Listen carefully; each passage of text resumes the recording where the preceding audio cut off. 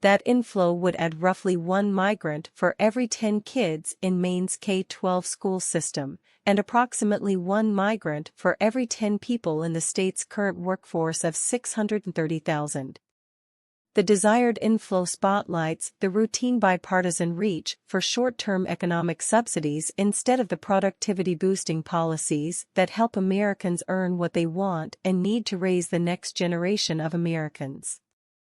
My order will develop a plan for a new office to help us ensure that Maine is fully drawing on the talents and skills of those who want to live and work in and contribute to our great state, Governor Janet Mills, D., announced on August 2 as she created the office.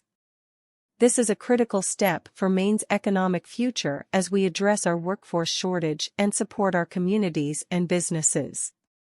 The office is being applauded by a network of business-backed national advocacy groups and by local pro-migration groups that will gain in the near term as the inflow of new consumers, renters, and workers hold down Americans' wages and push up local rents. Maine's welcome policies are attracting many unskilled migrants from culturally distant countries. There were people talking about this town, Portland, where if you got there, they would help, a 35-year-old migrant from Angola told the Wall Street Journal in April. She entered the U.S. in March with her 3 children. Wages in Maine are already low, partly because the massive inflow of President Joe Biden's migrants provides employers and investors with much cheap labor in Maine and other states. For example, investors in nearby Boston and New York face little pressure to create jobs in Maine while the White House delivers new migrants to their downtown bus stations. In 2021, the state ranked 34th in wages per person, and wages are already falling, even at a major government shipyard, amid high inflation, spiking house prices, and rapid migration from distant countries. The state's reliance on tourism also creates seasonal swings in jobs and wages. The extra migrants will reduce pressure on companies to increase wages families need to raise their own kids. The nationwide pressure was described by the Wall Street Journal on August 3 when it reported small companies in the National Federation of Independent Business are ready to expand and must raise wages to recruit workers. Seasonally adjusted, a net 38% of employers reported raising compensation, up 2 points from June's lowest reading since May 2021. A net 21% plan to raise compensation in the next 3 months, down 1 point from June. But in Maine, the growing number of legal and illegal migrants creates opportunities for employees to profit from abuse, illegal farm labor, or minimizing investment in productivity-raising machinery. The migrants are also worsening the housing problems faced by Americans. The value of housing goes up and up and up for a lot of reasons. But people's incomes and people's wages don't. Portland developer Kevin Bunker told the Courier-Gazette newspaper in March 2023. They stagnate, and you get this huge disconnect, he added. Statewide, the median home price was $334,000 last year, up 13% over the year before, the Bangor Daily News reported in January 2023. That's considered unaffordable for 72% of Maine households, despite a modest jump in median income levels last year.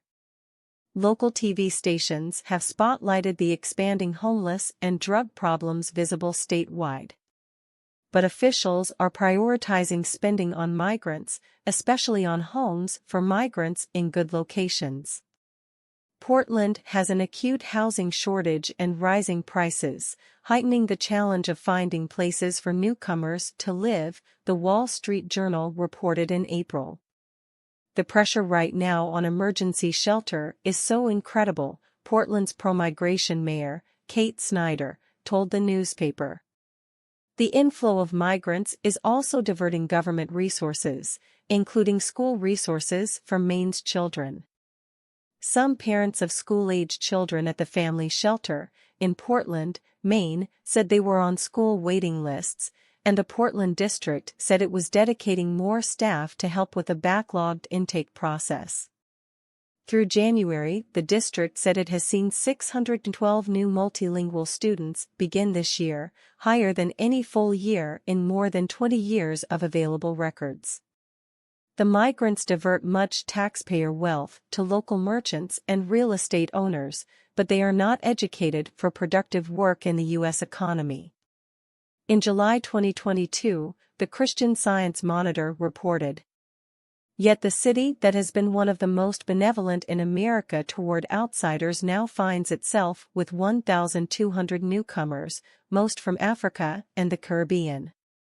They have come to Portland because they heard it had received fellow travelers humanely. Most speak no English, they have no money, no relatives or friends to house them."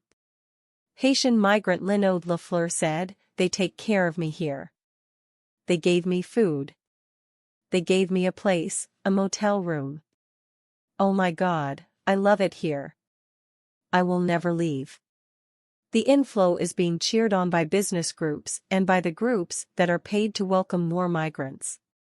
"We need to aggressively expand our workforce by 2030, and there's no better way to do that than by harnessing the skills, experience, and education of foreign-born professionals," said a statement from Quincy Hensel, president of the Portland Regional Chamber of Commerce.